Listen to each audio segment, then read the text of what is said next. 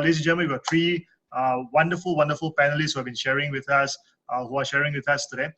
We have Hazriq. Hazriq is a creativity strategist. He's an adjunct lecturer. He's also a professional speaker and the founder of the Speaking Factory. We have Dr. Lakshmi. Dr. Lakshmi is a molecular scientist, but at the same time, she's also a research program manager right now. She's a mother of 2 kids. She's a professional speaker and she's a coach. So she has a hands full as well. So she knows a thing or two about being productive while managing so many things. And lastly, we have Serene Seng. Serene is also a professional speaker, an executive coach. She specializes in the Gallup Strength Finder, and she is also a lecturer and a consultant. So, and she runs her own series of talks under her own channel. Serene, what's your channel again? Serene Seng? It's called The Serene View. The Serene View. Yes, and it's a bit ironic because I'm hardly serene, right? I'm working on the centeredness and the sereneness, but it's called The Serene View. You see, every time a speaker does it, it puts me in a spot, because if I were to compliment them, I don't know how they're going to take it, right? So I'm going to leave it as that. but thank you so much, Serene. No, it's aspirational, you know, it's aspirational. One day I will be the serene person, right? It's aspirational.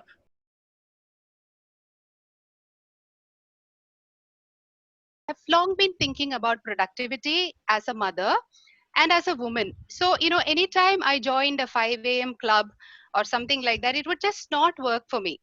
So, like going back to the past when my little boy was like 5 years old, I remember that 5 a.m. is a time when I would need to sleep, catch up on my sleep.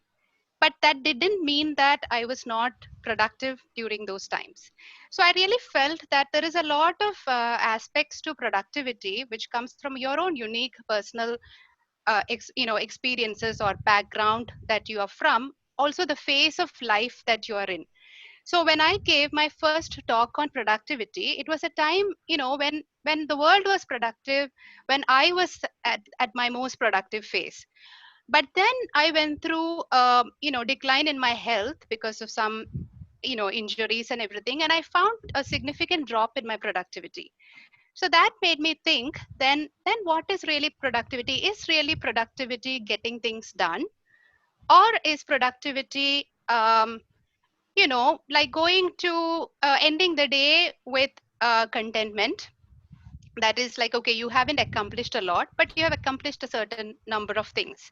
So I had this thing in my head for a long time, and I thought, like, I want to redefine productivity in the context of life, not always in the context of like work per se. And when this COVID situation came, I really felt, oh my goodness, you know, even the most productive people are accepting and acknowledging that they are, you know, not being as productive as they wish to be. So that is when I thought, okay, let me launch it, because it kind of matched with my ideas. And as Rahul said, I have a full-time job, I have 2 kids, and I have 2 young kids, and I'm also a speaker and coach.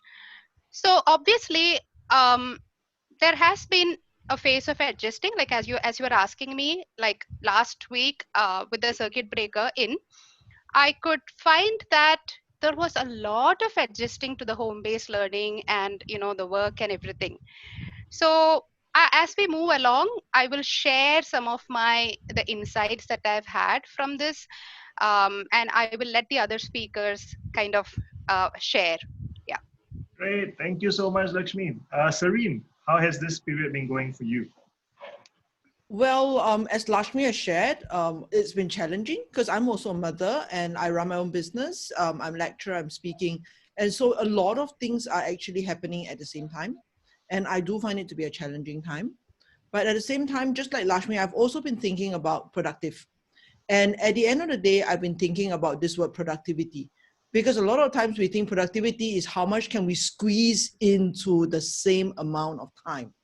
And as it is, we are not getting a full 8 hours workday anymore, because I spend the whole morning doing home-based learning with my kid, which means that morning is gone and I will not be putting in a full 8-day workday. But how can I continue to produce the results that I need at this point in time? So I've kind of, for myself at least, redefined productivity to be not so much how much can I do in my time, but really what is the most important results that I need out of this period of time.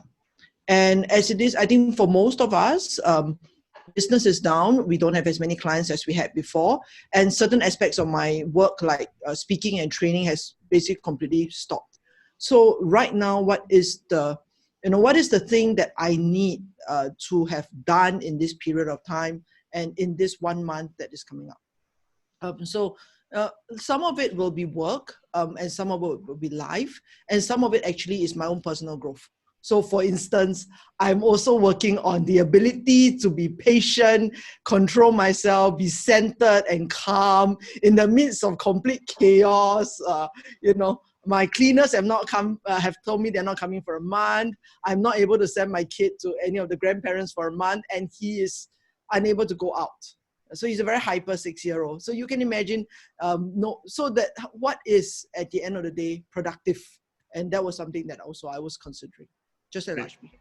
So productivity to you is not about how much you can get done, but about what is the most important result that is needed in that moment of time and whether you can achieve that or not. So prioritization of what you need to get done in the immediate sense of it. Great. So that's, I think, a good start, where we have two clear definitions of what productivity can mean, and redefining or reframing context will usually help us to overcome some of the hurdles and challenges.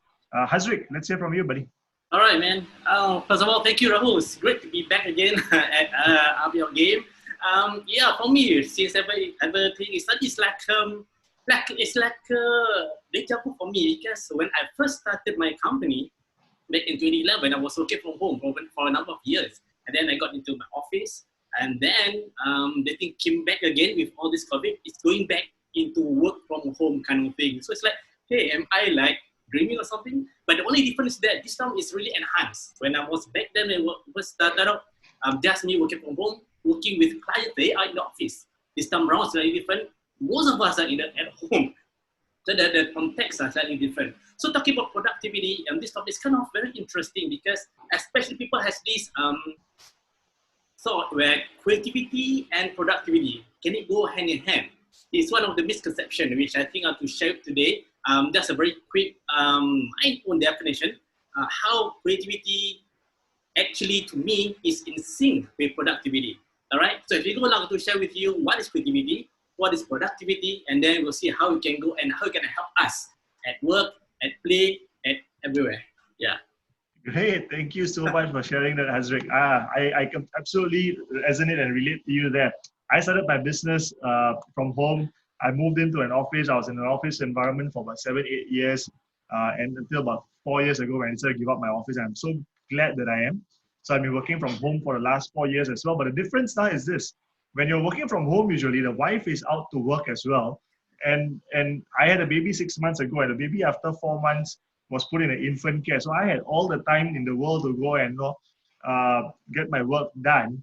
But now with the wife and the baby at home more often, especially the baby, I can't say the wife, but with the baby more at home more often, asking for all that attention, it's a bit different. It's difficult to concentrate and stay on task, and have a very clear breakdown of to-do list that you're clearing on time and as you would like to all the time. So let's start with you, Serene, because you say you have a very active 6-year-old at home and you're running your business from home as well. So how are you managing? What's the secret? Well, for me, it's the first thing is to sit down and process what's happening. So the first step for productivity, at least for me, is to pause and to be aware. Because so many things are changing, and they're changing at such a rapid pace that it was vital for me to really sit down and take stock of how it is like with my business, how is it like with the HBL, which I think both us and the schools are trying out for the first time. Yes.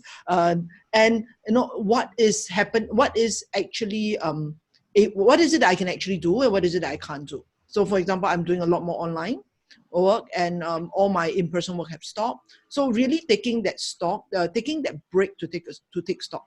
And I did that a couple of days before the circuit breaker actually kicked in, having learned that it was going to kick in. And I found that really helped.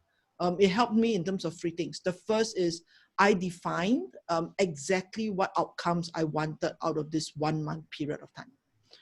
I'm not sure what kind of planning timeline that you're working on right now, but I'm really working on week to week, month to month at this moment in time. So really, what outcomes did I want out of this period? The second thing that I also defined is I defined who I wanted to be in this period of time. And calm and centered, which is, okay, I'm going to publicly admit that that's not what I have been in the most of the time in the last 1 week, but it is my ideal. And at the end of this 1 month, I hope to emerge from this a calm and centered person with a greater capacity for calmness in midst of chaos. And the third thing also, actually, I defined, just like Lakshmi mentioned just now, what are my outcomes for life? So, what did I want my kid to do? What did I want the house to be like? How often are we going to, for example, maintain the household chores? Who's going to do what? Things like that.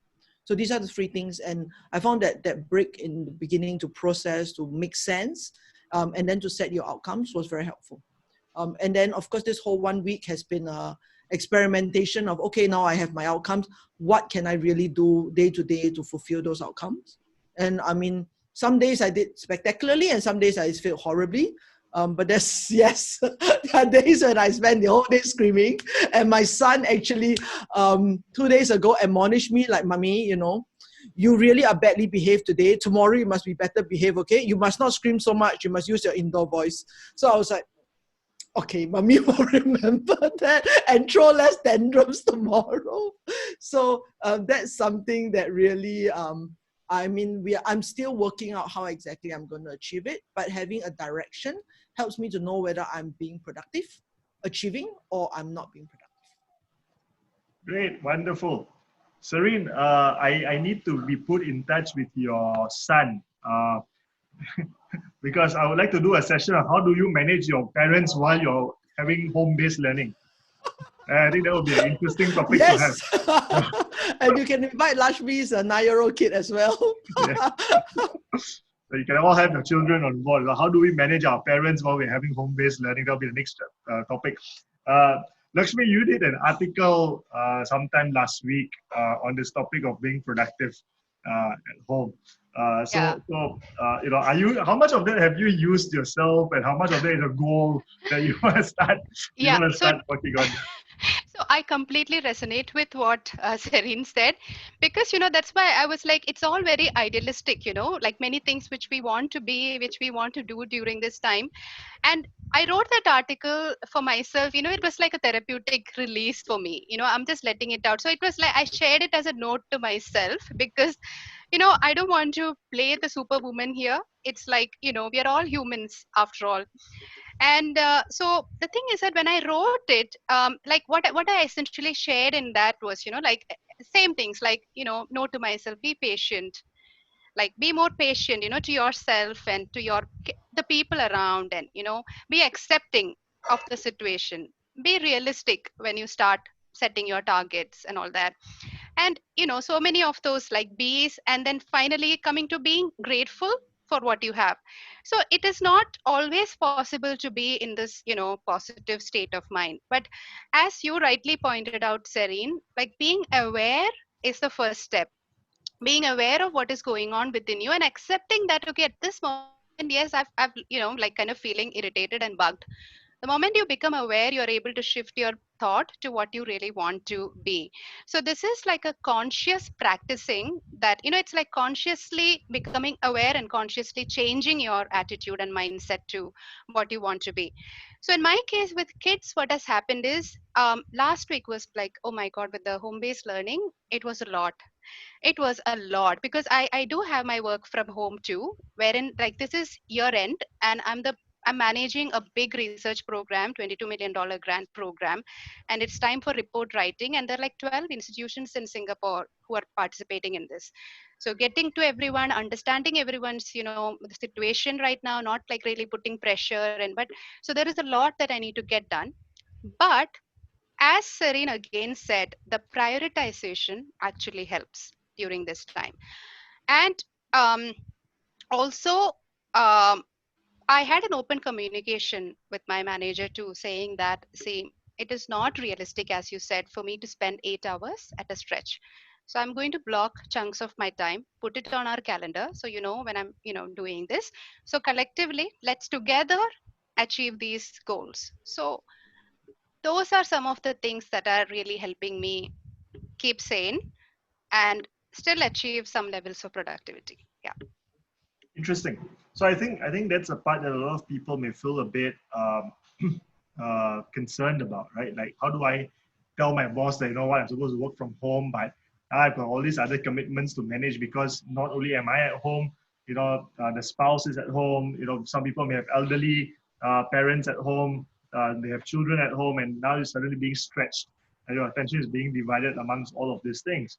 How do you manage your bosses with that? Or for those who may have a bit more difficult bosses, what would your advice to them be? My advice would still be to, not presume how your boss is going to react, but be true to yourself. If you're really feeling overwhelmed and frustrated, have the guts and the courage to openly communicate it, irrespective of what the outcome is going to be. Because when you vent it out, when you let it out, at least you will feel that you've done your part. Otherwise, you will keep sitting at home irritated with everyone around the world, including the boss, who probably doesn't understand that you're going through all of this. So it's important to openly communicate what you're truly experiencing. So if you find it difficult to have I would highly recommend, like, just setting up a phone call so that you can openly share it, rather than like WhatsApping or sending an email, which can be perceived very differently these days. So yeah, and even for leaders to understand that, this is some awareness that needs to be really created to be really that empathetic leader that you can be during these times. So in my case, it has really been helping and working well. Great. Actually, This is a maybe I can. Yeah, Yeah, I was sorry. going to say, I wanted to jump in from the point of view of the leader, as in I've been running my own company for 14 years. And for most of that time, except for the first couple of years, we have been a full telecommuting company, which means all of my people work from home, they work anywhere from the world. And so this period of time, because we also do consultancy, we are getting a lot of inquiries about, oh, how do I know that my people are working from home? How do I know that they really are working from home, they're not watching Netflix or whatever it is? And I actually asked the leader this, which is, why are you paying this person? Like, what is the outcome, the end result that you need from his or her work that is worth your paying his or her salary for? And if you don't know that, then your problem is bigger than knowing whether they are at home working or not, So what is that end result that you need? So forget about whether they are watching Netflix or they're guarding their children. What is the end result that you need? Manage it on a week-by-week basis. So this week, this is the result I need you to produce. Please ensure that these results are all produced. And they can be defined from don't tell me that, they cannot be defined for admin, they cannot be defined for, accounting. Yes, they can be defined. So for example, a very simple definition for us for accounting is that our, accounts receivables are never more than 30 months at any point in time. That's a very, very simple matrix to manage accountants. So these are the things that you really need to think through as a leader and figure out, is it that you need a seat warmer, or you really need this person? And what do you need them for? And then manage that. And I found that it was very helpful to always have a 1 day a week check-in, everybody on FaceTime or on Zoom, where we see each other. And honestly, it's not so much to check on whether they've done any work. People kind of catch up to each other. Oh, I'm not working on this, I'm not working on that, I'm not working on this. So that everybody kind of knows what everybody is kind of doing. But the biggest thing is you can see them and you can find out if they're doing okay. And if you look at them and they're not doing okay, it is your job as a leader to ask, what's wrong? Like, are you all right? And even take that conversation offline if you have to, and go and say, really, are you coping? Because if they are not coping, I think it is delusional as a leader to expect them, oh, you'll be so productive at home. No, if they're not coping, you have bigger issues on the plate than the work. Yeah.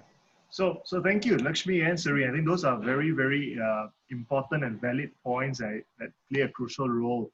Uh, that leaders need to take a bit of that responsibility and a bit of that ownership as well, that your people are only going to be as productive as you help them to become. And the reality is to start off by first understanding that the situation is different from everybody. It is not going to be business as usual. Things have to change while your employees are adapting and trying hard to find new alternatives and new solutions, to making sure that they are delivering the work and meeting their KRAs, KPIs.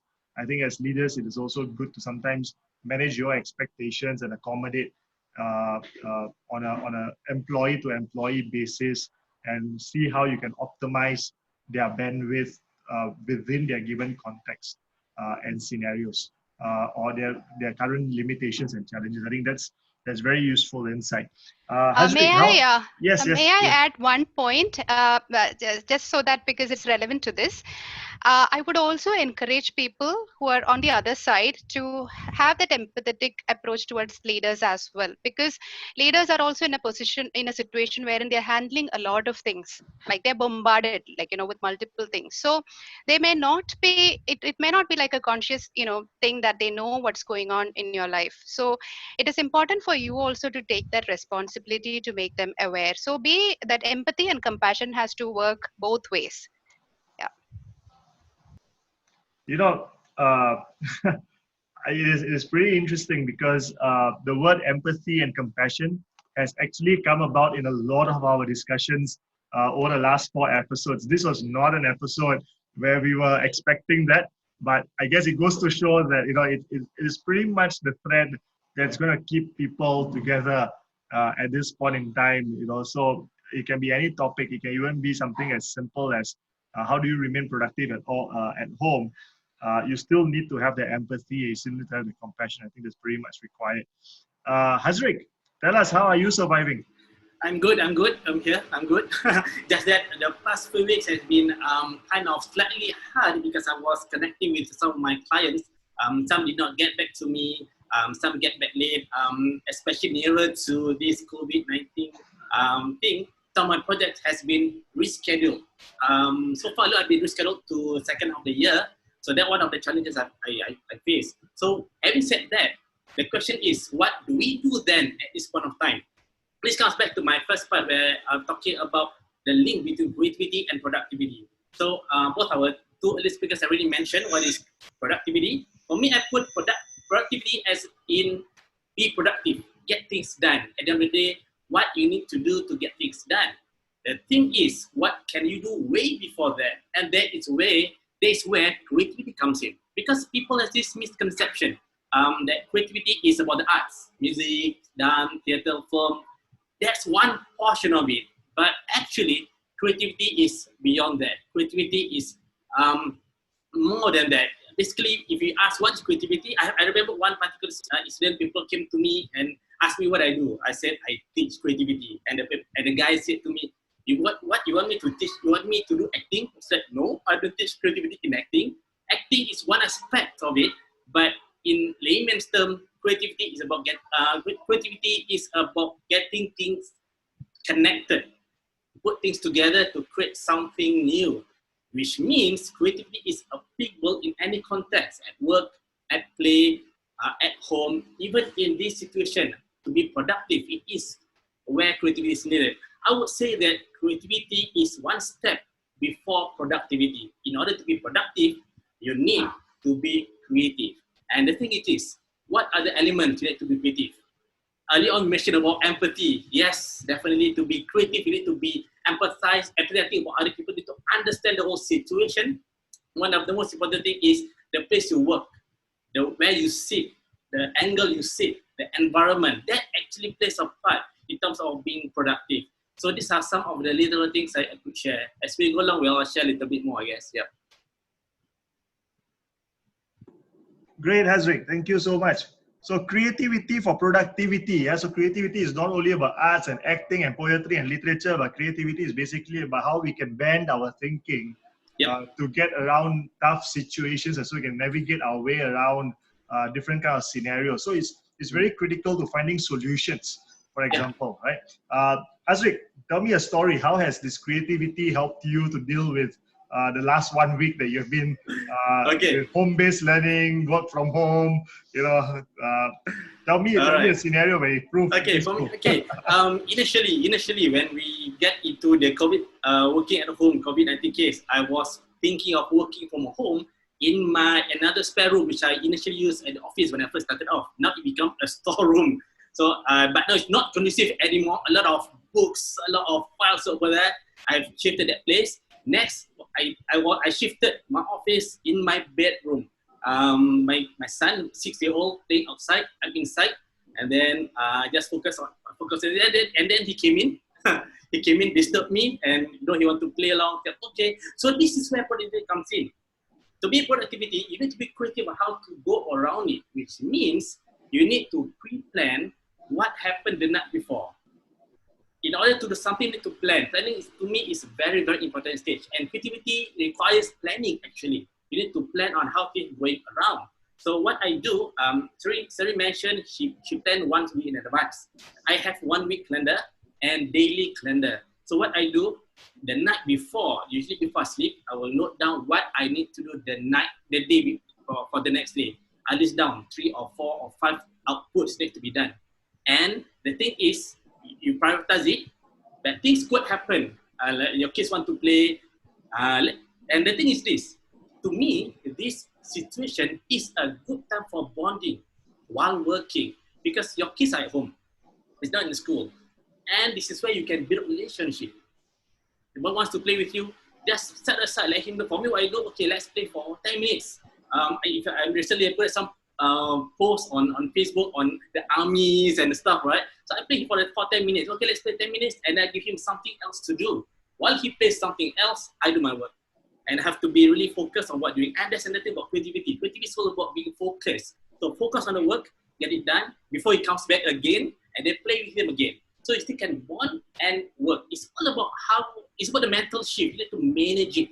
And this is what people call the new norm. This is the thing we are going to face it anyway. Just embrace it. Yeah. Yeah, I think you're right.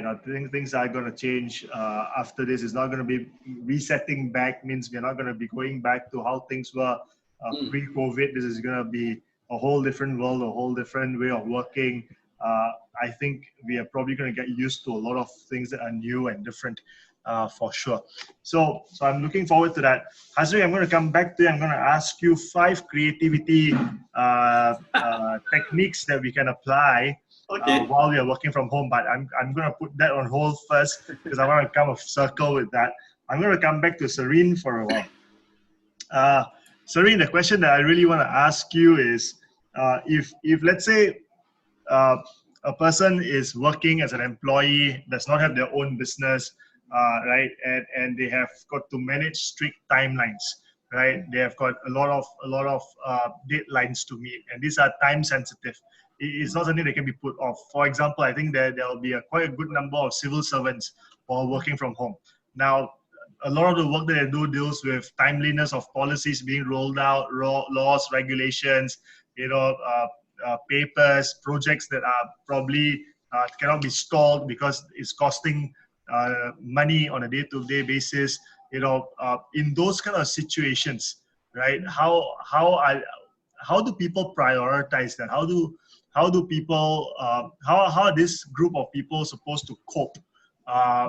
With making sure that they are meeting those levels of timelines and expectations while still being able to keep peace around them with their children, with their family?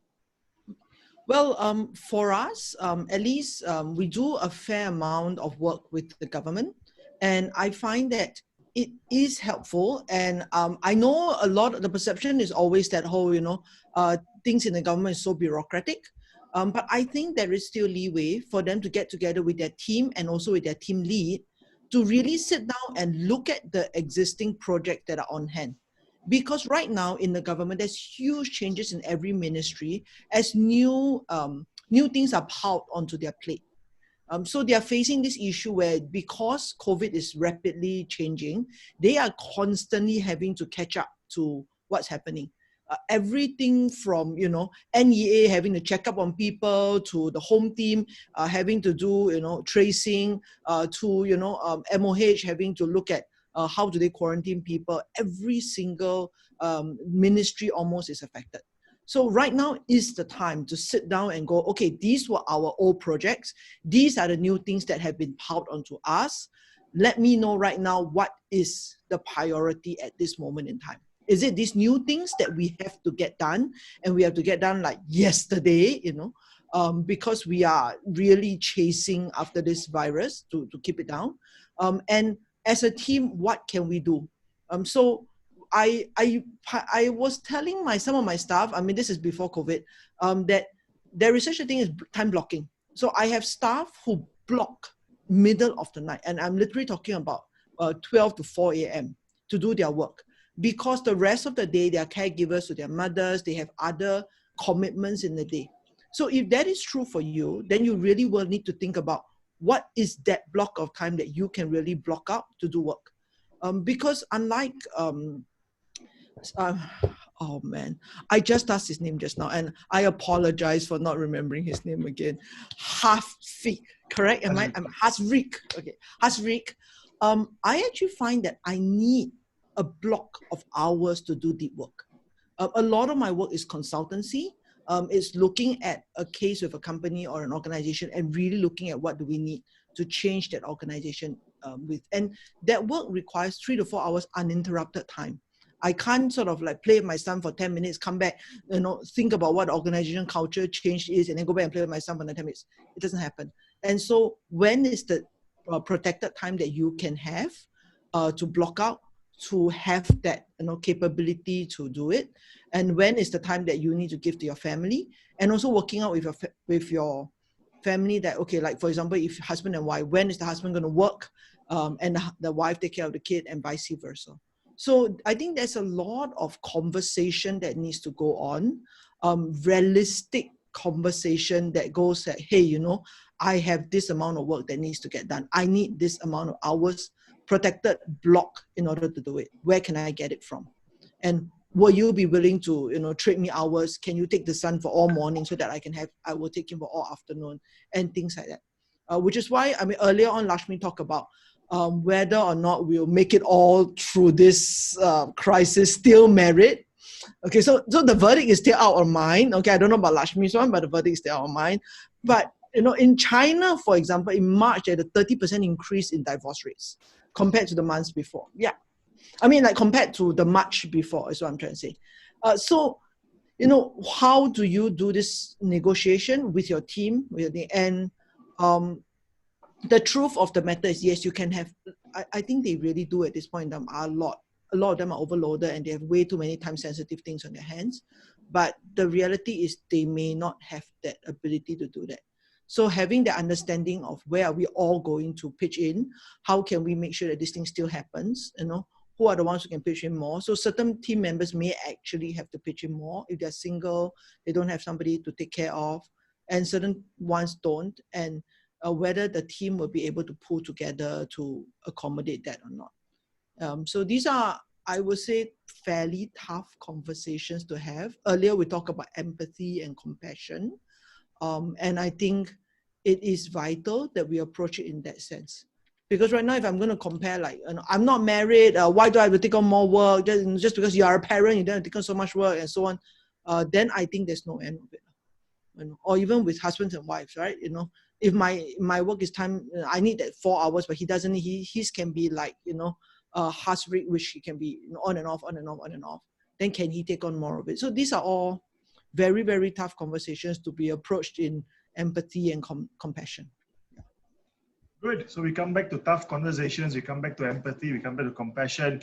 By the way, people, please do not get scared by Serene's statistic. It is a fair statistic. 30% of people more people did get divorced as compared to last March, but it's not like the 30% of the population got divorced, okay? So Yes. let's hear that, Yeah. right? 30% more people got divorced compared to last March, which is kind of, you know, sometimes people are already at that tipping point and maybe the situation just pushed them over. But if your relationships are healthy, then I don't think you have anything to worry about. On a more optimistic note, I think with all the lockdown and circuit breaker around the world, I think that's kicked off during the April period. We are probably going to be expecting a lot more babies in December and January as well. So that's something to That look is forward. productive. Singapore productivity will increase, I Yes. hope. So we'll Is find this the out. reason why condoms are sold out everywhere? Have they been removed through government policy? And the whole slipping them on the finger to press lift buttons is just an excuse you find out after a while, right? So that's interesting. So thank you so much, Serene, for sharing that. Lakshmi, let's come to you. You have got 2 kids, and you pretty much have a very academic centered career, right? So it takes a lot of focus, takes a lot of attention. I think same thing as what Serene said again, or what Hazriq said earlier. You don't have the bandwidth of saying, okay, I'm going to be away for 10 minutes and then I'm going to come back and do something else. So in that kind of a situation, I think productivity often dips because, when you have such a mentally exhausting task on hand, you kind of have an aversion towards it, especially when you're comfort of your own home. There's so many distractions around you, right? So what are the common distractions that people should look out for? And how can you overcome these distractions? What can you do about it? Yeah. So first and foremost, like in my, I'm able to actually share one tip which I had shared, in my first talk, and this was like a few months back. And at that time, even I was struggling to do this. And this tip is to actually, when you wake up the first thing in the morning, like we generally have a tendency to pick up our cell phone and check who has messaged and all that. Generally, this is something that people do these days. So especially in this COVID-19 situation, I mean, because of all the news, overwhelming news and everything that was coming, I really did realize that I was losing a lot of my time in the morning and getting sucked and drained in all the negativity right in the morning. So this time, and for the first time in my life, I was actually able to establish a routine that is like this takes a lot of willpower.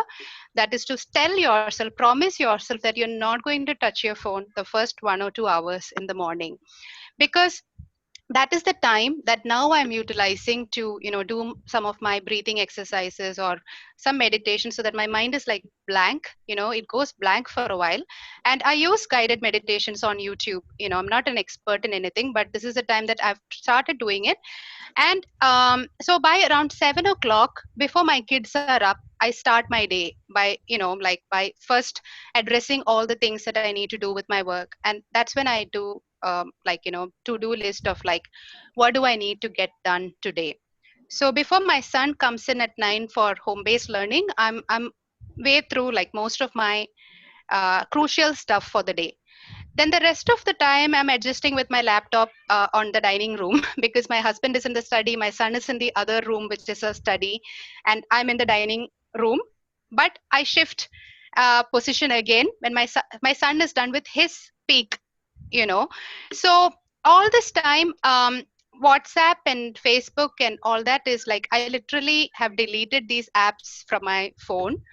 Like WhatsApp is there, but then, I put a timer on it so that it's like people ask, do you really have to be that stringent?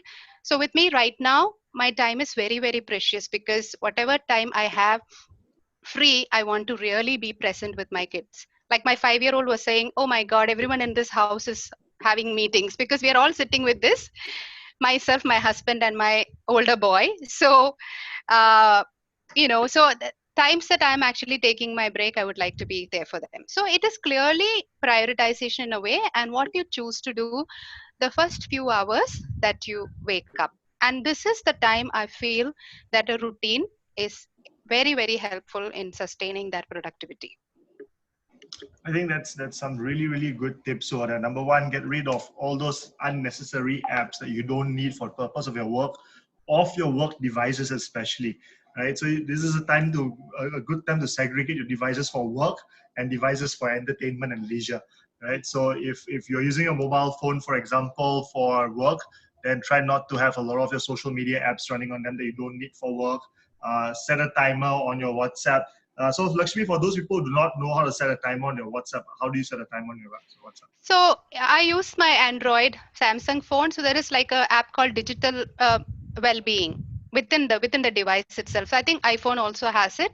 So if you go to the whatever digital well-being app that is there on your phone, you'll be able to actually scroll through and find out how to set specific time limits on your apps. So if I have set a time limit of like 1 hour or 2 hours on my WhatsApp, by the end of when it's done, it will say bye, goodbye, your time is done.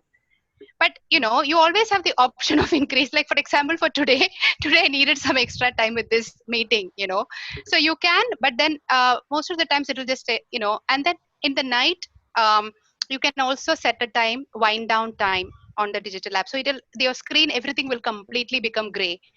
It will just go gray. So what happens is like 9:30, 10, when I'm ready to put my kids to sleep, my phone is all gray. It's like becomes very boring, and I can't use it anymore. No interest to use it. So it actually helps me catch up on my sleep, which is also very important for productivity, uh, for sure. Yeah. Wonderful. Sounds Mm. good. So guys, get that clutter away from you. Stay focused. Wake up a bit earlier. Make sure you get most of your work done before everybody else in the house is away. This is where the 4 a.m. Rule might be very useful and applicable at this point in time. Get some meditation done so you settle your mind and are able to be focused on what needs to be done most immediately and of priority. So very valuable tips over there. Very functional. I Very was going to say, I applicable. second the meditation, because a lot of people think meditation is a waste of time. But I find that having meditated, it focuses your mind and you are much more productive. So it's spending that, half an hour, 1 hour to get a lot more done later. So I really second that that Lakshmi is doing. Yeah, and as you said, the centeredness comes through meditation. Like, you feel grounded, like, that the balance actually sets in automatically. So I think meditation is very useful for those of you who want to know more about meditation. There is one tip I've learned from episode number 3 was that you don't have to sit and do mantra chanting, or you don't have to sit in silence to be doing meditation. You can cook to meditate as well. So cooking is also meditation. It's about basically getting all your senses to be focused on one thing. Yeah. That's how you tame your mind.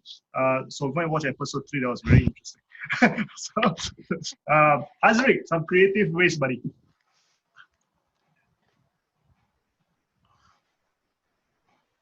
You're mute. Or you'll be muted, rather. Okay. So can you hear me now? Yeah. Yes. All right. Okay. So before I come to the 5 creative ways, I'd just like to touch on Serene's point about having that conversation. You're working at a certain point of time with your husband doing something else. How can do it? How you can manage? In creativity, we call this creative friction, because one person wants to do something else, someone wants to do something else, and you have some little friction. So this is where I totally agree with both of you. Conversation is the way to go. You need to converse. You need to talk, because the way the more you speak, the more that we share, you can get more ideas. And this is the thing, when people share ideas, especially in brainstorming, when people give an idea, another people will just to cut off. And this is where in meetings, you need to identify which part you are at during the conversation. Are you at the brainstorming side, which in creativity called the divergent thinking, or are we at the convergent part, where this is where we decide what to do next? We need to decide. So when 2 or 3 people have a conversation, we need to decide, are we at the idea generation part? So when we are at that stage, when we discuss for ideas, just talk any possible ideas that come on the list. There's no wrong at that point of time. From there, we can then take one step later, choose which is the most possible way given that situation. So if somebody has to sacrifice, okay, to look after the kids at this point of time, okay, for 2 hours or 3 hours look after the kids, and the mother will go and work, by all means. But this is done after the first part, which is idea generation. And this is very, very crucial, because in meetings, usually meetings go very lengthened because people mistaken of using that convergent at divergent stage. That's why meeting just go and not productive at this point of time. You just need to differentiate the whole thing. And again, conversation is what matters most, to find that solution to find that common or compromise on certain things. And this is, like I mentioned earlier on, this is the new norm. We have to embrace it. And I remember one video done by Simon Sinek. He said, this situation is not unprecedented. It has been like this way before current situation. Things keeps on changing. It's whether we want to adapt this change or not. So our recommendation is we just to adapt it. And this is where we come to the 5 creative techniques, I would say. It's actually not so much of creative techniques, because creativity comes back to your ability to be able to generate ideas. And in order to generate ideas, you need to have that environment to be able to do so. And I've listed down 5 since just on the spot, the moment when Rahul said 5 ways to do it. Okay, all right. So these are some of the things you've done for me. I done this number 1. I do this while I was learning maths back in secondary school. When I was doing maths, I used this thing, number 1, listen to music. Listen to your favorite music, because music plays the background, has a background ambience, whereas your mind is doing what you are doing. So that keeps you to be a bit more creative at the subconscious level, but you still can be productive. So I was doing maths with the background, and I got A for my O-levels. So background music behind that. Number 2, be familiar with messiness, because this is the new thing. Like I mentioned earlier on, she was in another room and then went to another room. I was like that, so I was moving around. This is messy. We are going to face it anyway. Once you make it normal, okay, just normal. So be familiar with messiness. That's part of creativity actually. Number 3 is about staying connected. Creativity is about connecting things. And connecting things, there are 3 things. I call it the PRE. Connecting with people, connecting with ideas, connecting with environment. So when you connect with people, you need to converse with people. That's why you throw ideas. Sometimes ideas doesn't happen when you're alone. Ideas only happen when you clash ideas with someone else. The more ideas you have, the more ideas you share with people, the more ideas you can generate on its own. So get connected with people to get more ideas to find the solution that you're facing. Number 4, remember to reward yourself. Even one little improvement, one little productive you've done, that you should have a pat on the back. These little ones, you deserve it, because this is a new environment. Even simple one, just give yourself a pat on the back. And lastly, this is actually a chance for us to grow. Creativity, the word creative itself from the word create, which is to create, to grow. In Latin means is to grow. So this is a chance for us to grow. Take this opportunity to learn from someone else, to learn from videos, to read books. Find your, earlier on Serene mentioned about blocking of time. So block time to learn.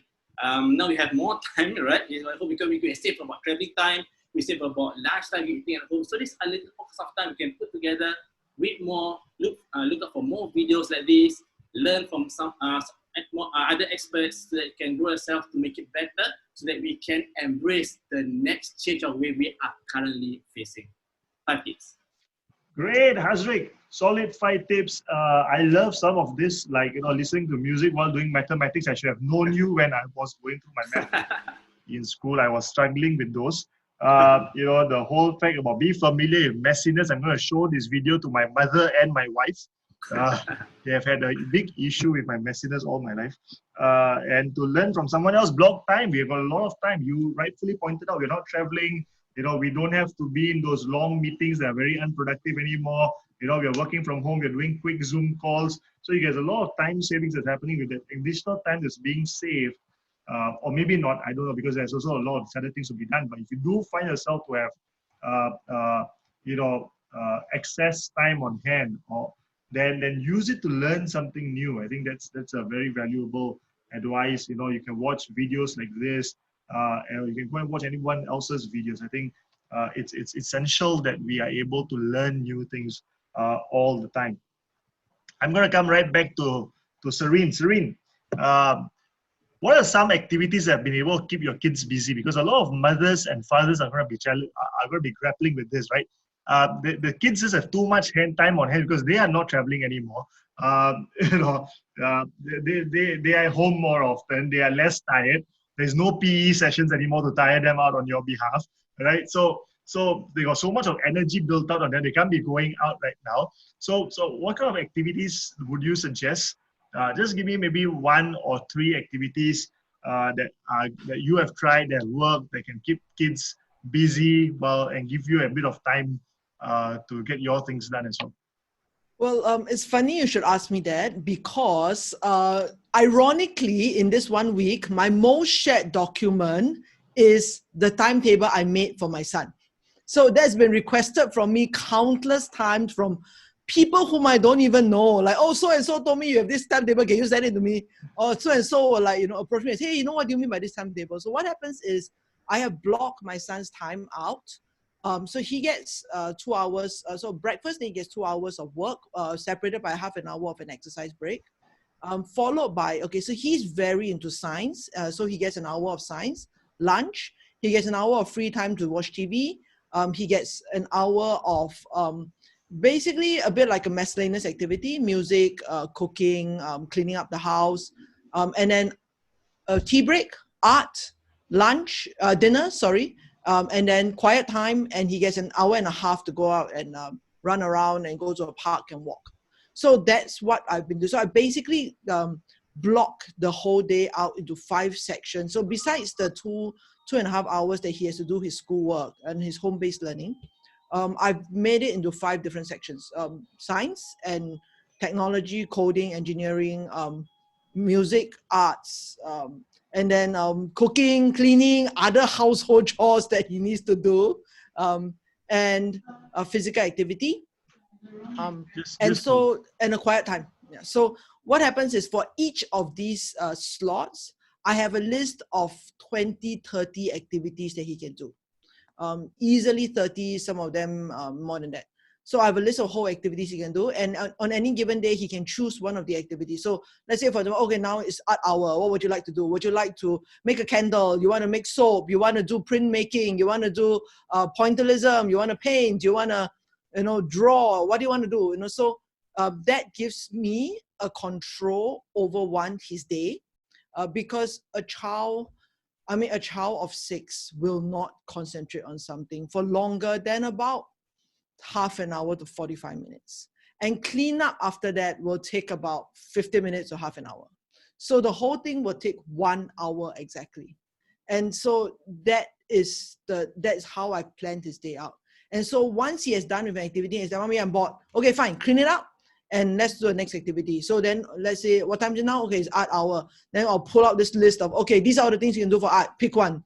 And then so he'll pick one. And that's how I've been managing his day so far. I won't say there is a perfect system. There was this one day where he basically chose to watch TV for everything. And so for science hour, he watched science videos. For art hour, he went to watch art videos. Basically, he watched TV the entire day. But yes, he just really chose the TV one for the entire day, right?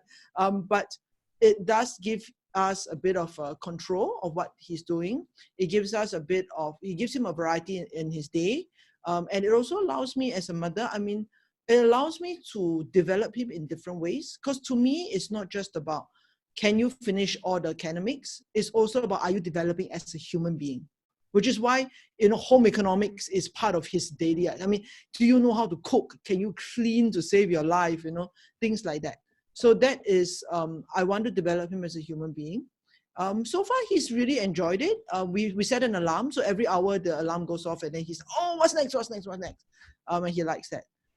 It does take a little bit of management, especially when the cleanup is concerned.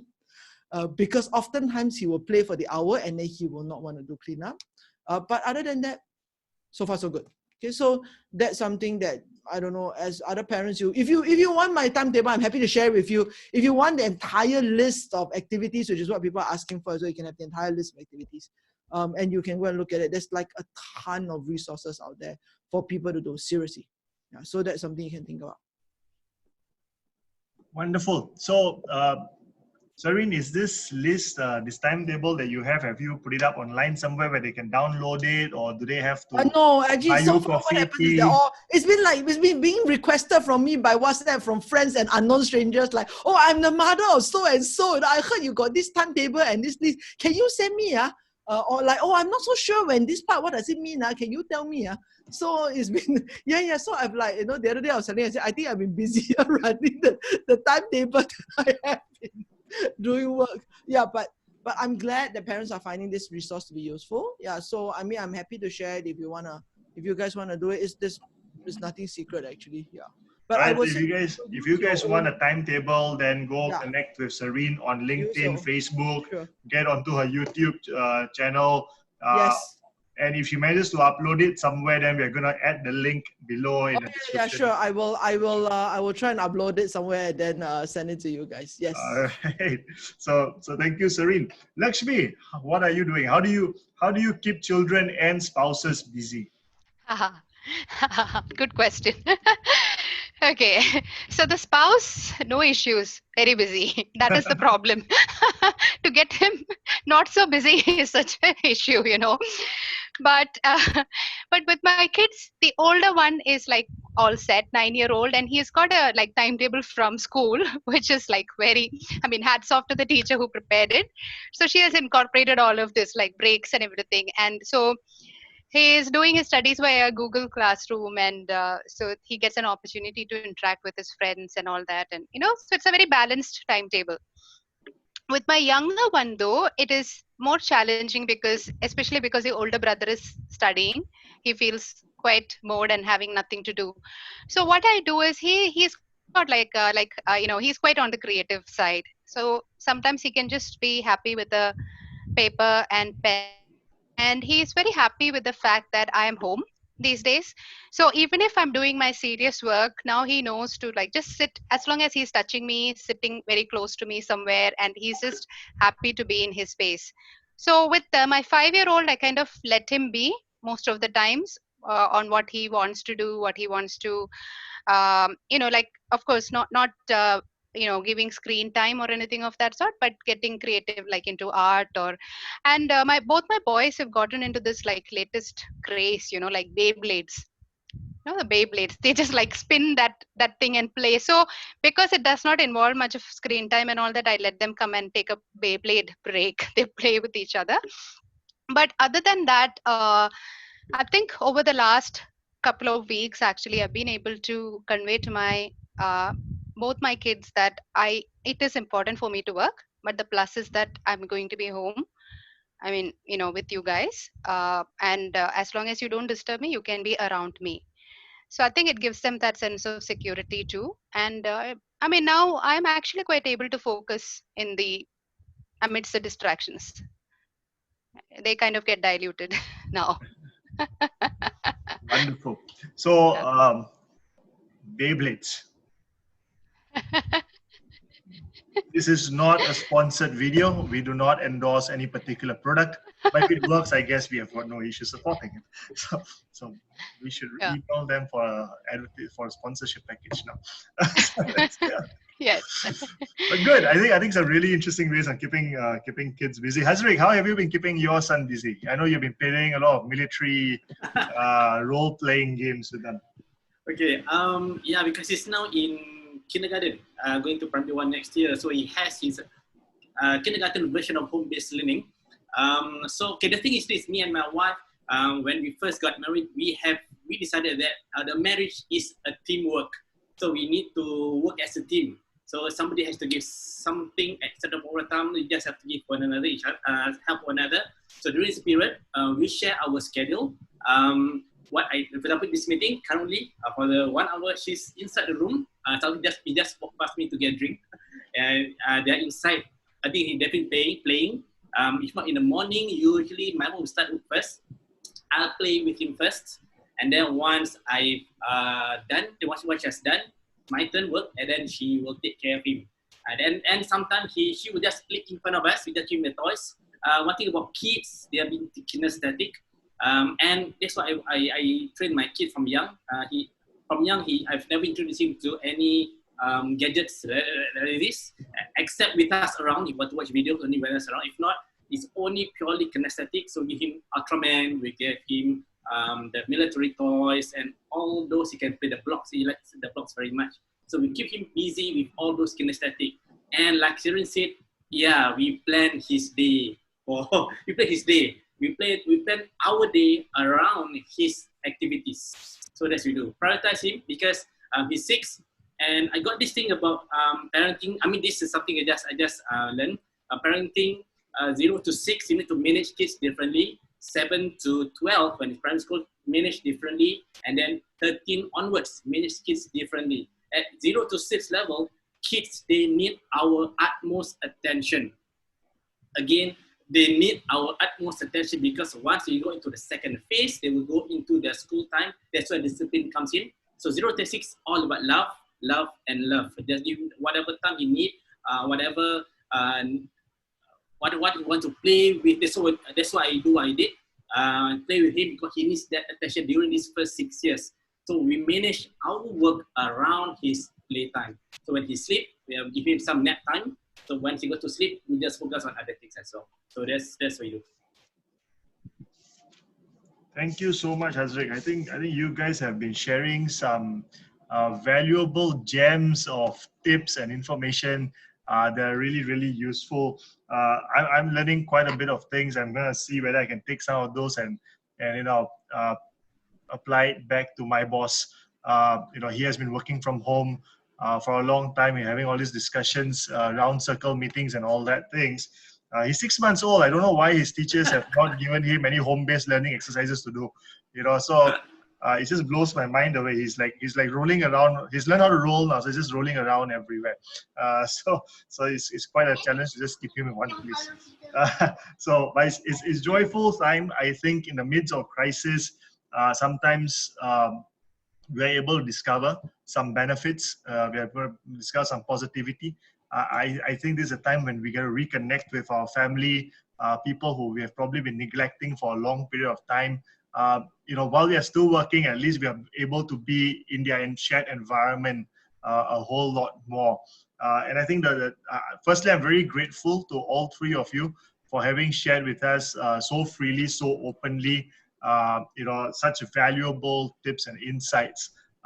What I've taken away so far is, number one, productivity while working from home requires a lot of awareness, a very honest and realistic awareness of what your limitations are, what your constraints are, what your possibilities are, to then use that awareness to redefine and reset your expectations as to what this productivity should and can look like to you. Not a dictionary definition, but realistically speaking, given all your challenges and limitations, what can being productive look like possibly in your given situation and circumstance? Once you have that in mind, have those conversations you need to have with your bosses, with your colleagues, with your team members, with your spouses, your partners, your caretakers at home. Even though they might be tough conversations, have those conversations to set rules, to set boundaries, to set expectations, and make sure everyone is aligned and on the same page. And when those conversations are happening, that's why I guess we need to listen with empathy, listen with compassion, all right, so that we can feel for one another. And lastly, to declutter our minds, our gadgets, and our environments. Right. So these are some of the key takeaways I've gotten so far, and of course, all those valuable tips on how do we creatively get productive. The 5 steps from Hazriq. The activities that we can have with our children to keep them occupied. Another key word I'm hearing through is plan. All right, you cannot be productive without having a good plan in place, because you always want to prepare for the worst case scenario for things to be going wrong. So plan and plan and plan. So this has been a wonderful session. Was meant to be 45 minutes. I think we are in about 1.5 hours or so. So thank you for giving us your time. Like what Lakshmi said, our time is of essence and so precious right now. And in spite of that, you guys have given us so much of your time. I'm really, really grateful for that. So thank you so much, Serene. Thank you, Lakshmi. Thank you so much, Hazriq. For all those of you who have been joining in, thank you so much. It has been wonderful having all of you on board. The video will be released soon with a summary of key learning points in the description section below. So do read that as well. Please like, comment, subscribe, and do follow our panelists as well on their respective social media pages. Connect with them, talk to them. And if you can, drop them a compliment or a word of thanks for sharing this gift so freely. I think it will mean a lot to them. At the same time, it will definitely demonstrate that you have picked up a lesson or two. So thank you so much, guys. Have a good evening, and keep liking our series. This is a COVID survival series, just to help you guys get through this period with a bit more positivity in place. So thank you so much, everyone.